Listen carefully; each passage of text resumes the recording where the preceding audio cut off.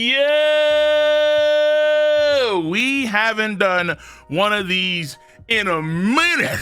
Talking about one of the best episodes of One Piece in a minute. My goodness, 1144. Mwah. It was beautiful. I was on the edge of my seat. No, I'm lying to you, because for the entire reaction, I was standing up. I was mobile. I was sweating buckets. Towel-sama was engaged early as hell. If you don't know, now you know. You can watch those reactions where? On my Patreon. The entire thing, uncensored, the full stream, but of course, edited, memed, uploaded on my What Cole Reaction YouTube channel. Where's that? In the description box down below. You can see some of these clips right here because I was locked in. What the f did they just do? Why? Random dude getting sauce. Oh my God, the animation. For what? Wait, he just phased through an object? Right through this nigga's ribs, bro. Gorose.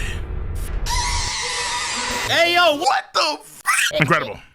Yeah, that's how locked in we were for this episode of One Piece. It was phenomenal. From the 5 elders all pulling up, the crazy spiraling effects of their transformations. You have Top Man squatting, bro?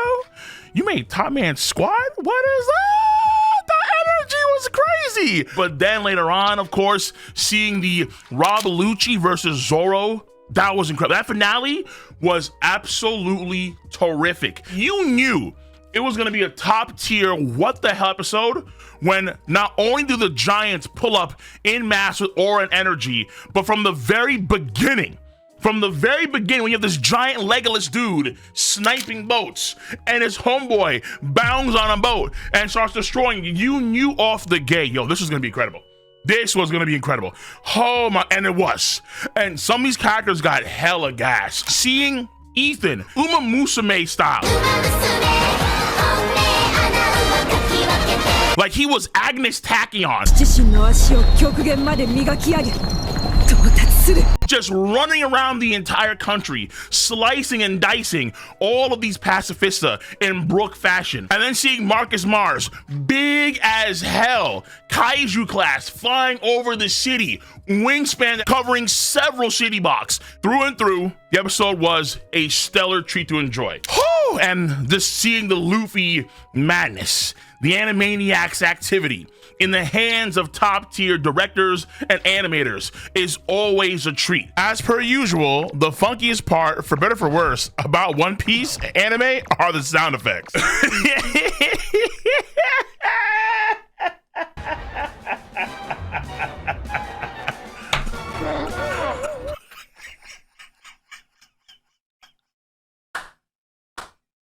Before we go any further, we need to give credit where credit is due as per usual for these. I know it's been a while, but normally when I talk about episode One Piece, I do give credit to a lot of the staff that were a part of the production of the episode. Forewarning, names will be butchered. The episode director is Toshinori Fukazawa. The script was done by Jin Tanaka. Storyboard cooperation, you have to love this, is Katsumi Ishizuka.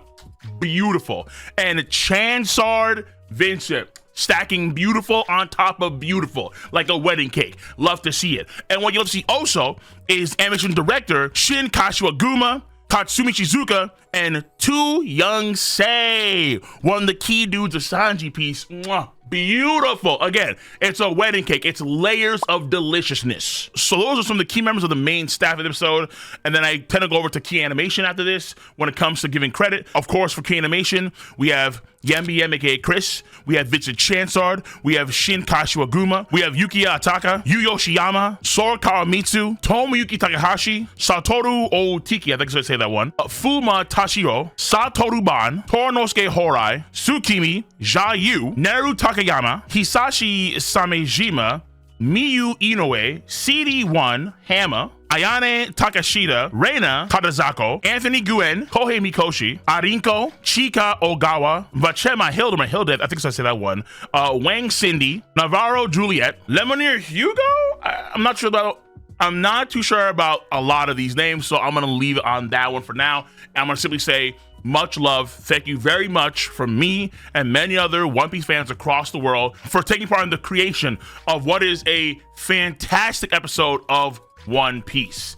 This one for sure, in my book, was a 9 out of 10. This was incredible. And as a longtime One Piece consistent viewer ever since the mid-2000s, I've been a huge fan, of course, even though I didn't know their names at the point in time, but I've been a huge fan always of the work of Naotoshi Shida, one of my animation goats of all time. And when I see the work of his student, Sora Kawamitsu, I think it's really, really cool, because just seeing the similarities of Naotoshi's work, but then seeing the details that make it different than Naotoshi's work. And that's one of the core scenes you see of Gandhi, of Ethan Venus Jiro running around at Agnes Tachyon speeds, where he actually cuts a few of the Pacifista Mark IIIs, and you see those sort of cubes that get frozen over. Again, that was the work of Naotoshi Shida's student. So like the legacy is being passed on. That's how generational of a show One Piece is. Actually, saying generational ain't doing it right.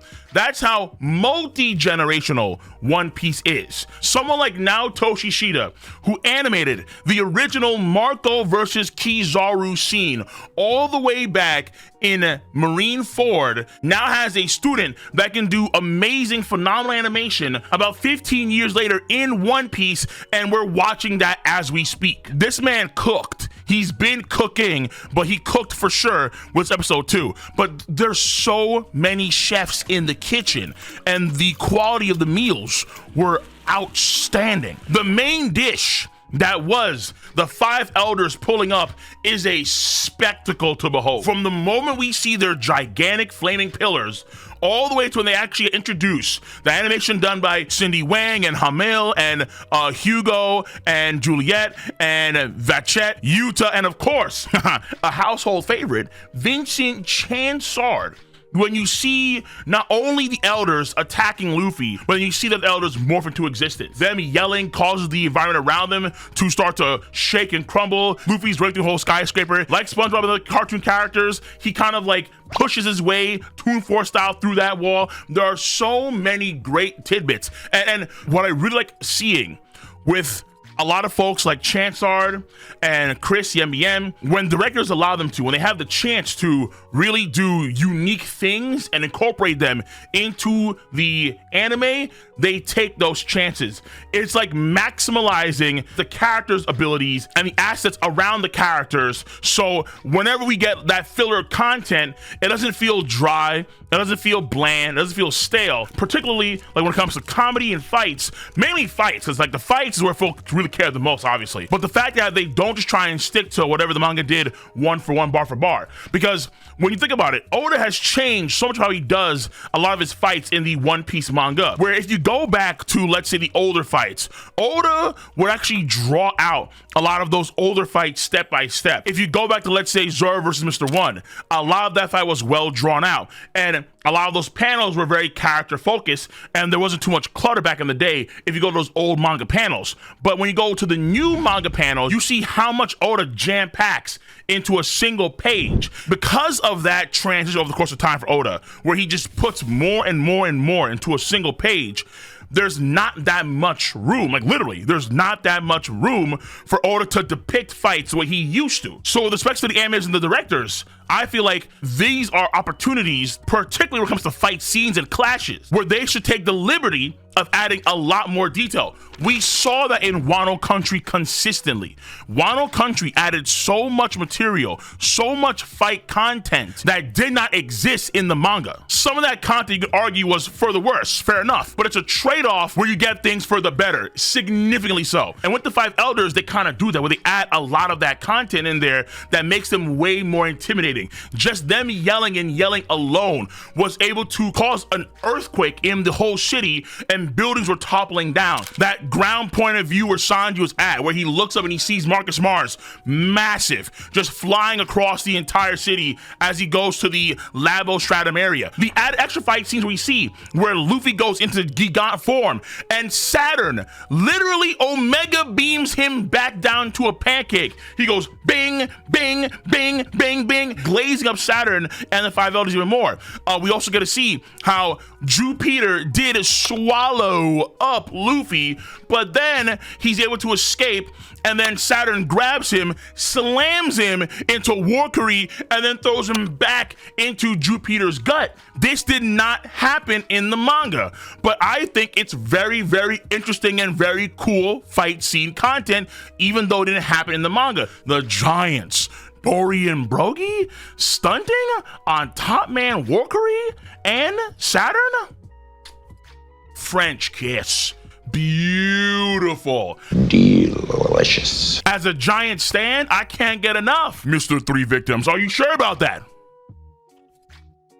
Are you sure about that? Yeah, okay. So to me, I just love seeing the work, the directing decisions, I love seeing the animations, and the added fight scene content. And I thought that for sure going into the arc for the anime, that they were going to really add a lot of fight scene content for Zoro versus Rob Lucci. There's so much dead time in the manga for that fight. They could cut back to it way more often in the anime, just add a lot of fight scene content. Rob Lucci using old school techniques that we haven't seen in a very long time. Zoro doing his own counter techniques. I would say in the grand scheme of this arc so far, they did underutilize that fight when they could have, again, they could have added so much more.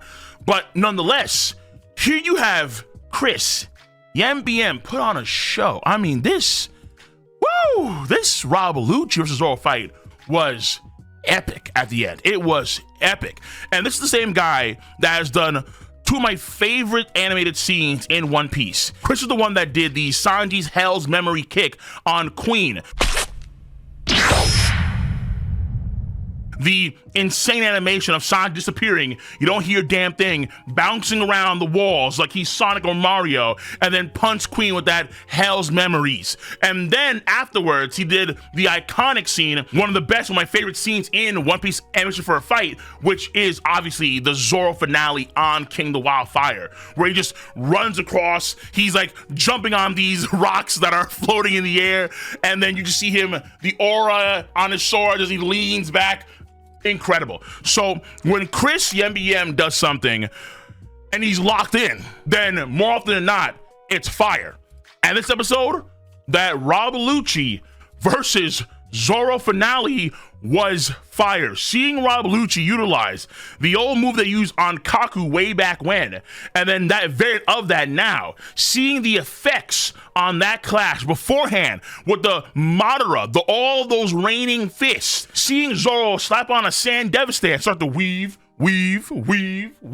that amazing. That was really damn cool. These sort of episodes, from beginning to end, just fire.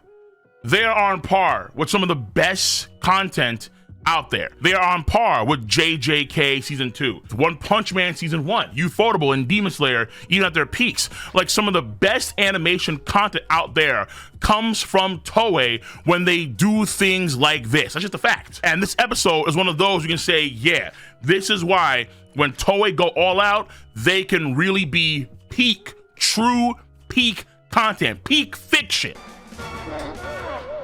The only thing you have to do is just touch up those sound effects and it would be marvelous. 9 out of 10. This was incredible. So let me know your stand. Let me know your stance on this episode of One Piece. If this hyped you up just as much as me, then let me know in the comment section down below. I'm gonna see you guys and gals on the flip side. Be easy, take care, stay safe, have a nice one. Mwah. Beautiful. See you. Bye-bye.